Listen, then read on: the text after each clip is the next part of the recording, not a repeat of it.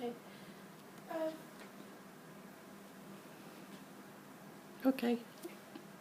You ready? Yeah. I think so. Yes. The path to becoming a published author can be daunting. We're looking at the many very successful authors who have published their books in a traditional manner. It's high chance of being rejected, regardless of the self-belief that each writer might possess at the start of the process. It's a lot easier on the ego and for the pocket to take the route of self-publishing through CreateSpace. First learned about it because of a local author. He's written a lot of crime books set in Mortimer, Lancaster, and he came to speak to the writing group that I had here, that I was part of in Heysham. He went through the details of how he'd managed to achieve it. It said a good way to get published without having the pain of out-and-out rejection. However, it took a couple more years for me to even have something ready for publication. When I logged into Amazon to publish, I was surprised at how many steps there were that you have to undertake. This is just a step-by-step to produce the book.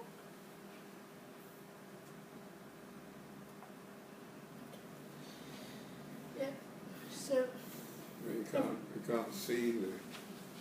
Yeah, if you stand away from it. Stand away from it, It's difficult. This is very well prepared, as you can tell. Do you see it better now? Yes, yeah, no, it's much better. Okay. So,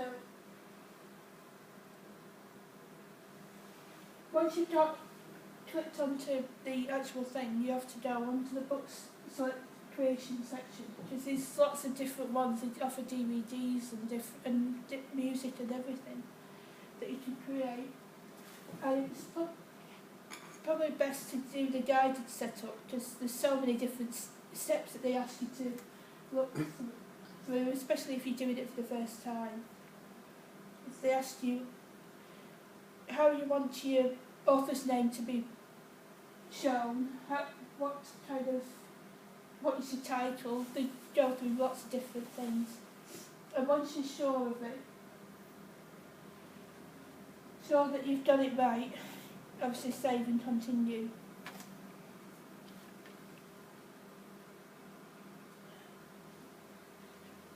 You'll know about this bit, the ISBN. It's changed. Yeah, is it? ISBN.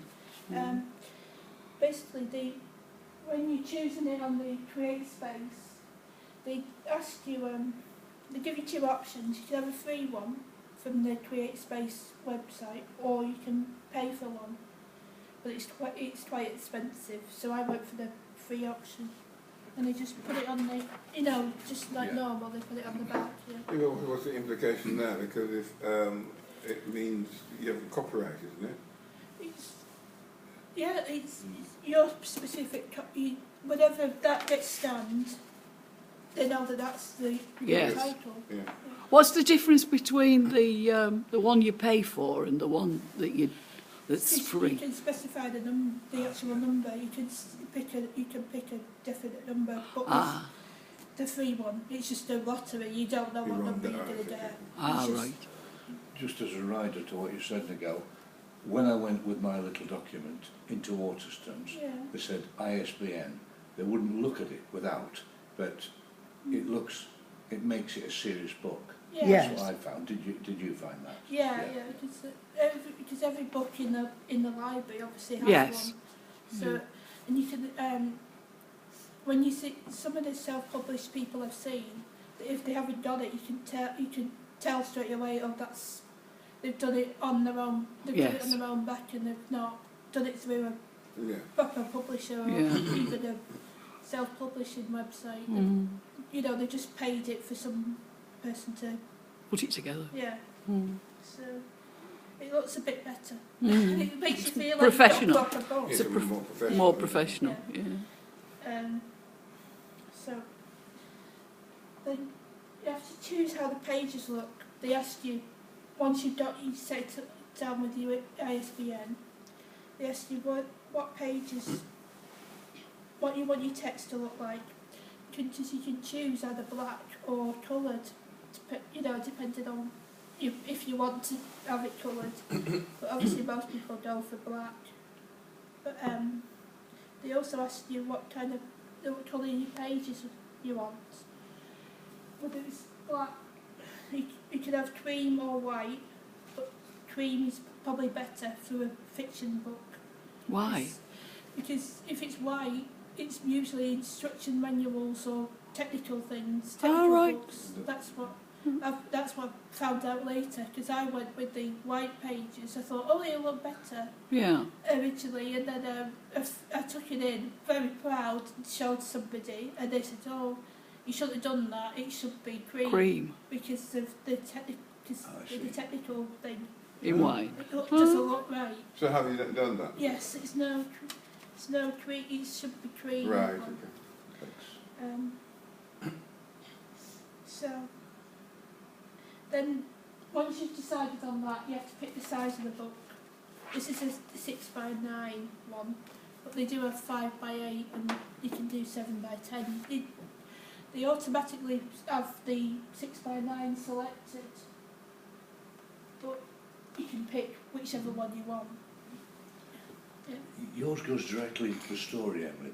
Do you know if there's the option for a title page or an introduction? Yeah. Is that an option? You can do, basically it's whatever your document you have, Yeah. that's what gets uploaded. Mine just went straight to story, but Yeah. obviously people can have lots of forward and, so Thanks. it depends on the person. Right. Then, once you decided the size, you have to upload the document. So, if you've got it on your computer, you just put it onto the website. Also gives you the options whether if you want to do it yourself for free, which is the next step is the proofreading. If you want to do yourself for free, that's fine. But they charge $199 if you want a professional person to do it for you. So if you've got the money, yeah. But I couldn't do that, so I just went with the free one.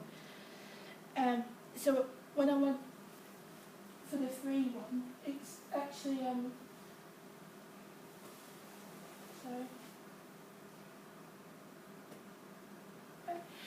actually asks you to launch an interior reviewer once you've got to that stage when you're going into the proofreading part, and it gives you an electronic version of the book.